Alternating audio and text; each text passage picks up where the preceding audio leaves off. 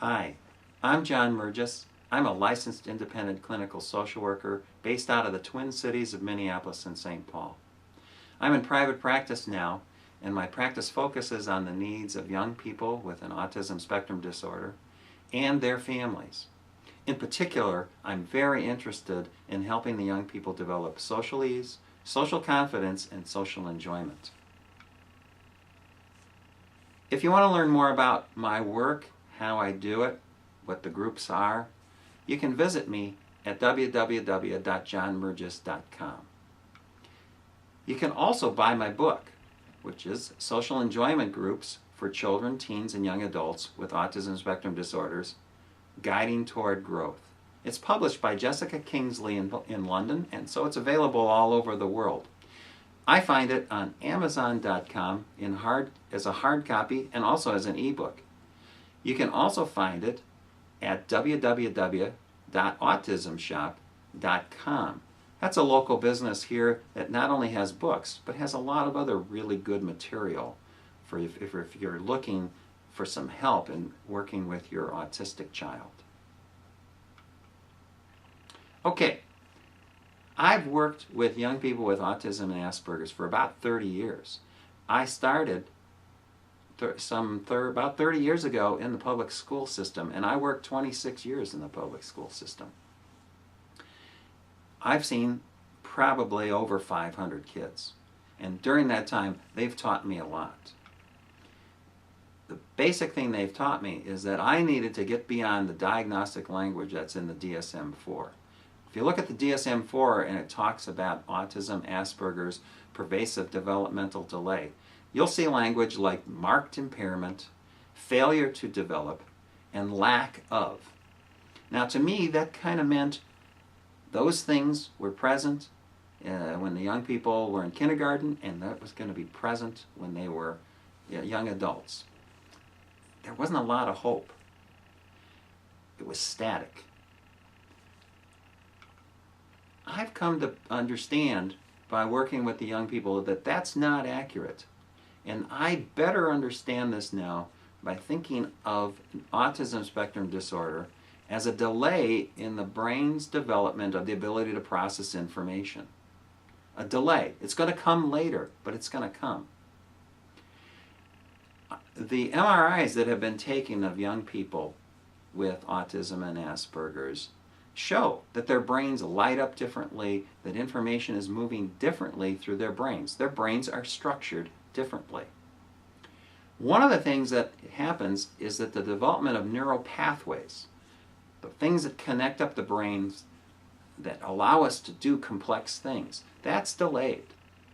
And so, I believe that when a young person in kindergarten isolates themselves, doesn't play with other kids, isn't learning, the major reason for that may be that their brain has not yet developed the neural pathways for them to learn this skill.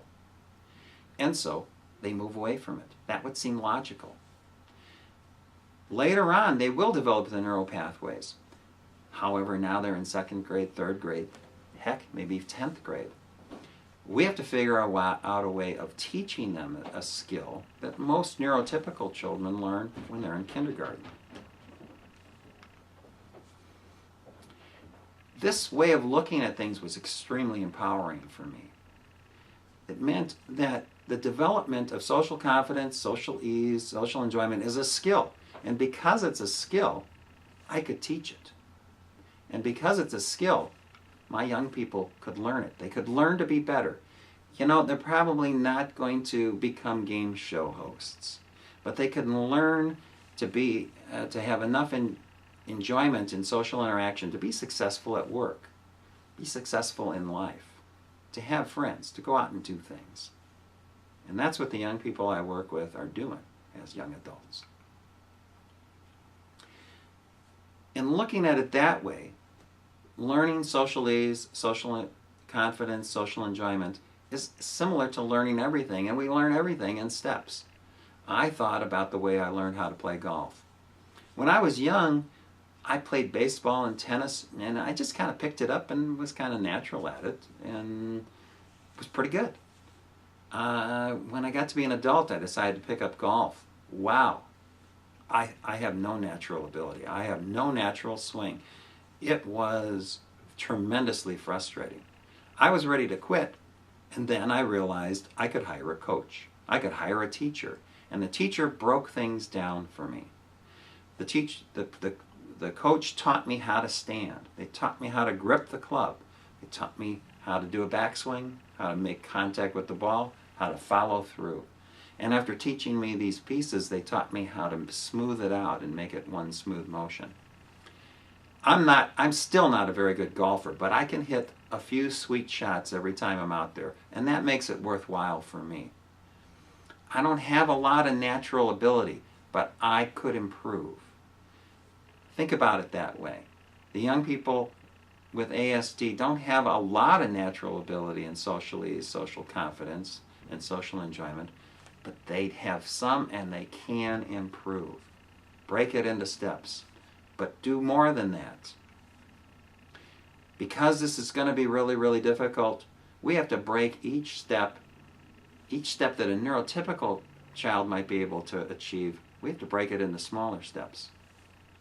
In addition to that, we need to provide the young people with more time to learn the step, the skill, and more time to practice the skill. Extended time. With that, they can develop ease, confidence, and enjoyment. That's our job. So again, my approach is to break the learning of social enjoyment skills into small steps and provide extended time. It's the essence of what I do. I call what I do Guiding Towards Growth. I call the groups that I run in schools and in the community FunJoyment. All this and more is what the young people with ASD have taught me. Key concepts in learning more about how to do this are understanding the band of regulation. The band of regulation is the kind of sweet spot in which we all can learn. It's the time when we're focused, we're calm, we're ready, we have energy to devote to learning. All of us have to be in that spot in order to function in most of our life. We can come out of that. We can be too upset, we can be too anxious, we can be too nervous, we can be too hyper.